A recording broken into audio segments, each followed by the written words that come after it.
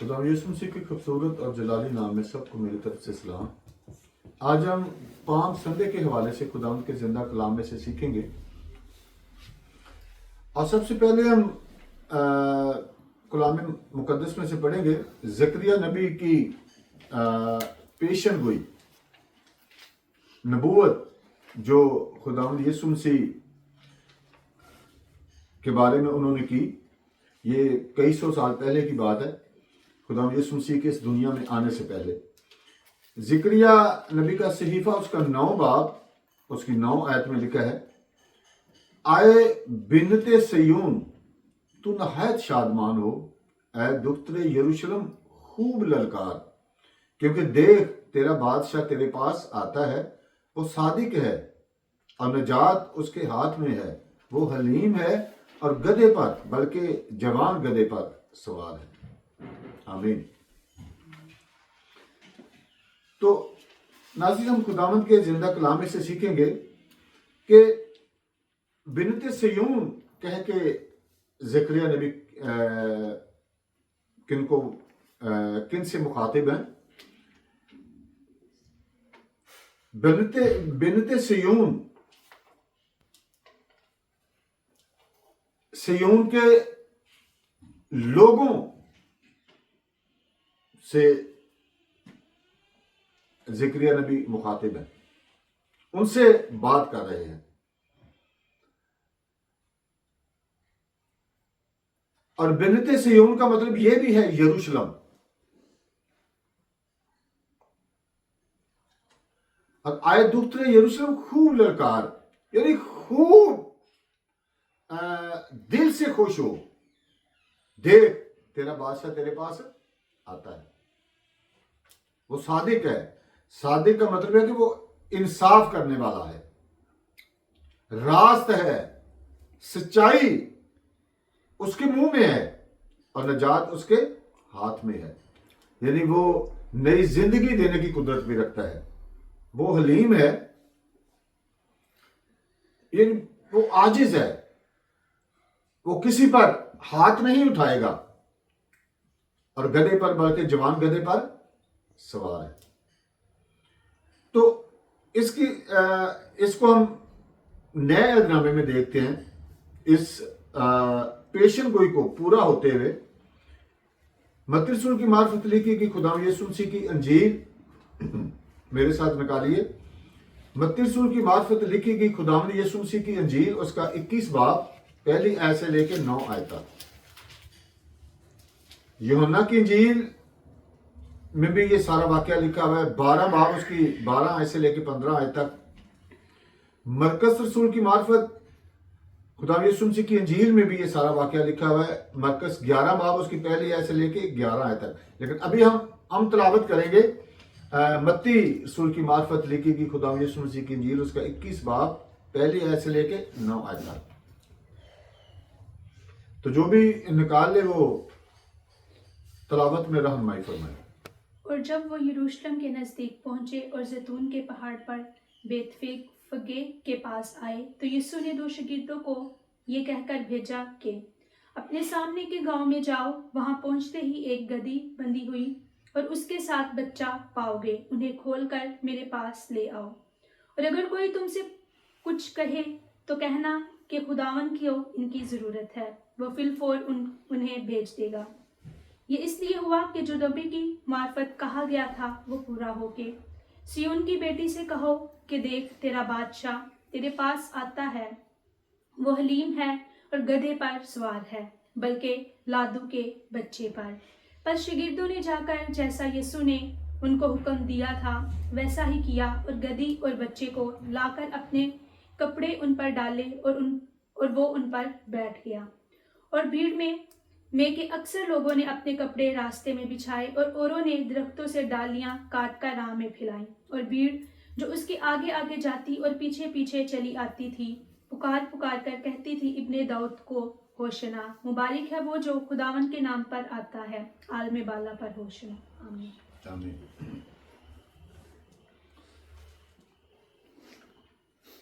तो नाज़रीन, ये जब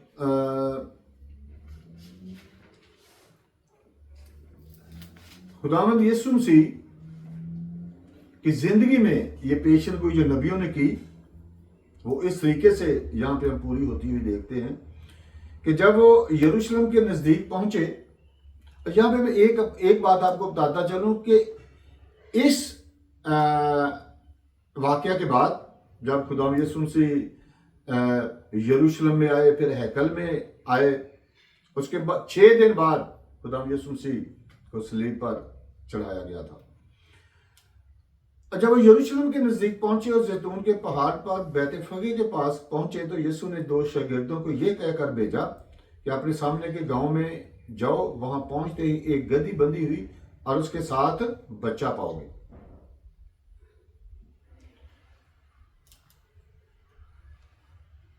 और ये भी बात सीखने वाली है कि वो गधे का बच्चा जो था जिस पर खुदावंद यीशु मसीह ने सवारी की, उस गधे के बच्चे पर उससे पहले कोई भी सवार नहीं हुआ था। इसलिए खुदावंद यीशु मसीह ने उस गधे के बच्चे को लाने के लिए कहा और अपने शागिर्दों को कहा कि जब कोई आपसे पूछेगा कि ये तुम क्यों कर रहे हो, तो तुम उनसे कहना कि खुदावंद को इनकी जरूरत है, वो फिर फौर उन्हें भेज देंगे। ये इसलिए हुआ कि जो नबी की मार्फत कहा गया था, अभी हमने जिक्रिया नबी के सीफा में ये पढ़ा है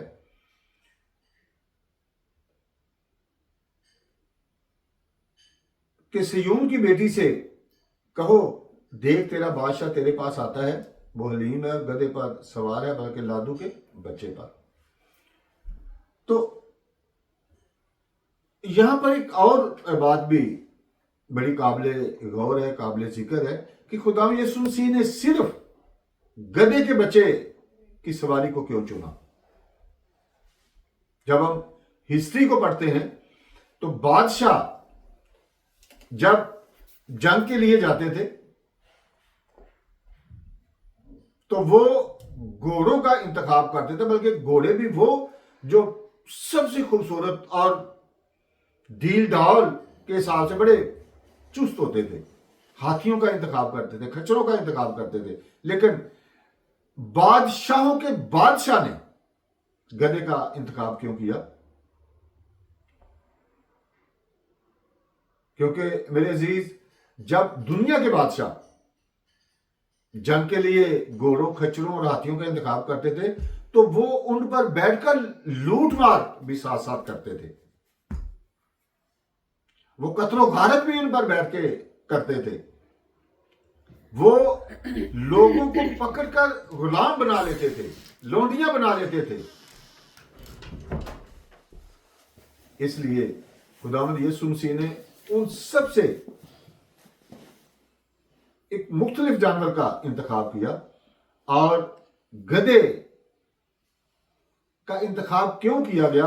क्योंकि ये एक अमन की अलामत समझा जाता है।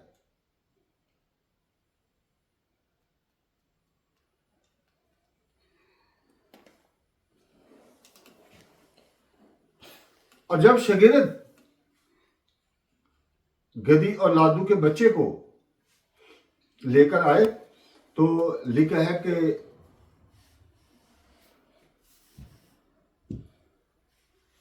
लोगों ने अपने कपड़े उन पर डाले।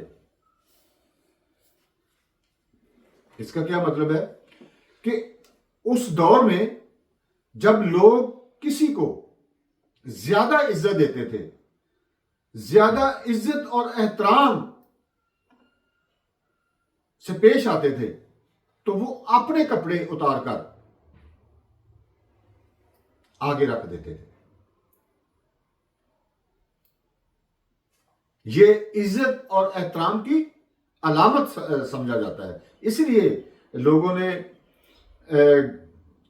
गधे पर कपड़े डाल दिए और खुदाम यीशु मसीह फिर उन पर बैठ गया। और भीड़ में कि अक्सर लोगों ने अपने कपड़े रास्ते में बिछाए। ये भी इसका मतलब भी वही है कि वो अब खुदा यीशु मसीह को बड़ी इज्जत और एहतराम के साथ वो लेके जा रहे थे। इस्तकबाल बड़ी इज्जत और एहतराम के साथ करके उनके साथ साथ चलकर उनको आगे लेके जा रहे थे, और औरों ने दरख्तों से डालियां काटकर राह में बिछाई। अक्सर आप देखते हैं कि पाम संडे का मतलब ही होता है खजूरों का इतवार। तो जब मैं छोटा होता था तो मैं उस वक्त ये सोचा करता था कि लोग किसी और दरख्त की डालियां क्यों नहीं काट के लाते, सिर्फ खजूरों की डालियां काट कर क्यों लाते हैं। तो नाज़रीन, इसका मतलब जरा समझिएगा। इसका मतलब है कि जब बादशाह फातहाना अंदाज में वापस अपने घरों को लौटते थे तो उनका इस्तकबाल खजूरों की डालियां बिछाकर किया जाता था। और खुदावंद यीशु मसीह जो बादशाहों के बादशाह थे और आज भी हैं, क्योंकि वो जिंदा आसमान पर हैं, वो भी फातिहाना अंदाज में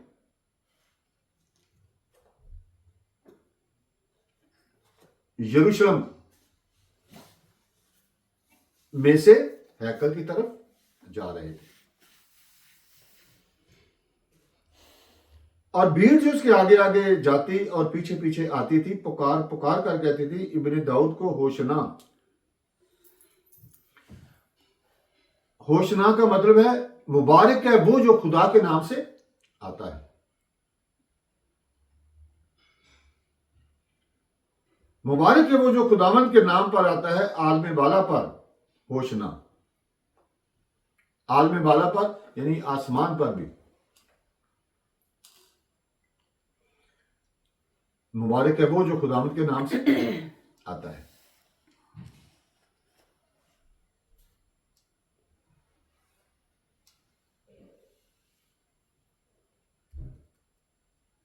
तो नाज़रीन, ये वो नबूवत जो जिक्रिया नबी ने कई सौ साल पहले की, उसको हमने पूरा होते हुए मत्ती की इंजील, मरकस की इंजील और यूहन्ना की इंजील में पूरा होते हुए हमने देखा है। और लूका रसूल की मार्फत अंजीली बयान में यूं लिखा है, लूका 19 बाब चैप्टर 19 वर्स 38 to 40 लिखा है, मुबारक है वो बादशाह जो खुदावंद के नाम से आता है, आसमान पर सुलह और आलम बाला पर जलाल। भीड़ में से बाद फरीसियों ने उससे कहा, आए उस्ताद, अपने शागिर्दों को डांट दे। उसने जवाब दिया, मैं तुमसे कहता हूं कि अगर ये चुप रहेंगे तो पत्थर चला उठेंगे। आमीन।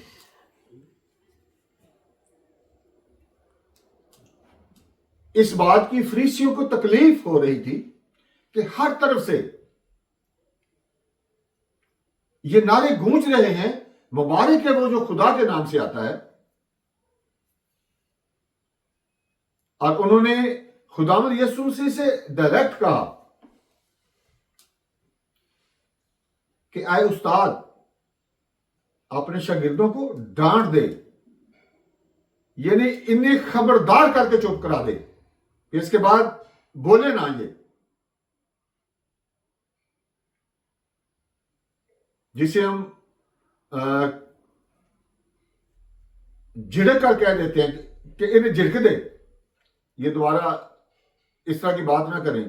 तो खुदावंद यीशु मसीह ने उन फरीसियों को जवाब क्या दिया कि मैं तुमसे कहता हूं कि अगर ये चुप रहें तो पत्थर चला उठेंगे।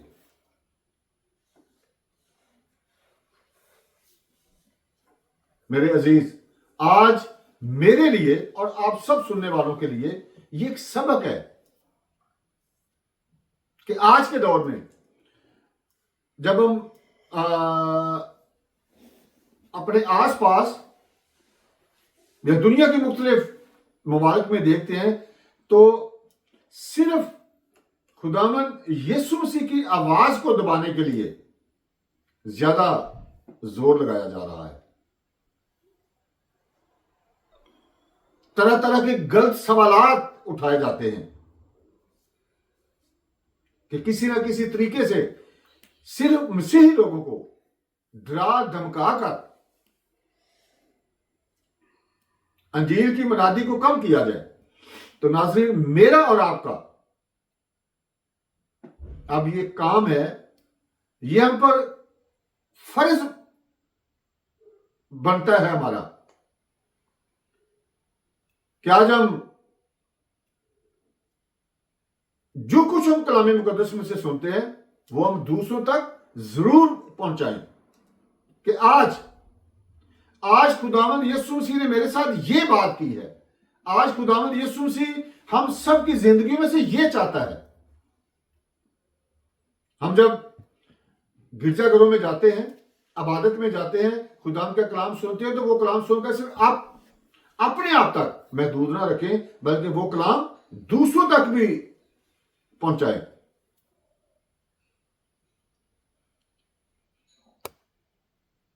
और अगर खुदावंद की आवाज को दबाया जाएगा तो पत्थर भी चला उठेंगे कि खुदावंद यीशु मसीह जिंदा है।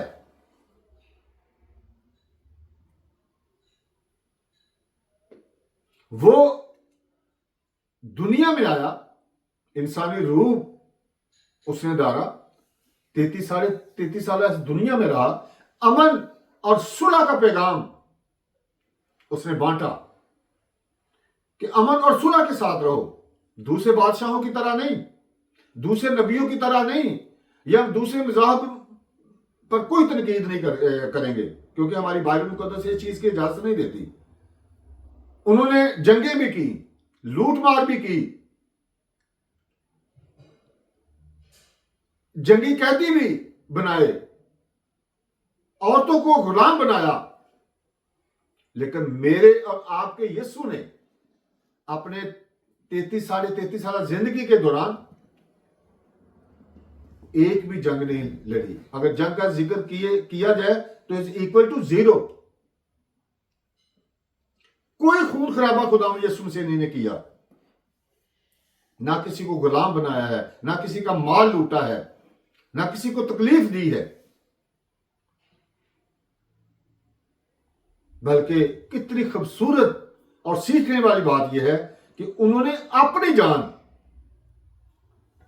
मेरे और आपके लिए सलीब पर दे दी। क्यों? कि हम गुनाह की दलदल से आजाद कर दिए जाए, हम इस दुनियावी गुनाही जिंदगी से आजाद होकर हमेशा की जिंदगी पाए। तो नाज़रीन, ये था आज का पाम संडे का पैगाम जो बाइबल मुकद्दस में से हम तक पहुंचा है। तो मैं आपको ये भी आकर मैं बता दूं कि पाम संडे के 6 दिन के बाद खुदा यीशु मसीह ने अपनी जान सलीब पर मेरे और आपके लिए दी। तो नाज़रीन, खुदावंद के इस पैगाम को जो आपने सुना है वो जरूर दूसरों में बांटे। खुदा आप सबको आज के कलाम के वसीला से बरकत दे।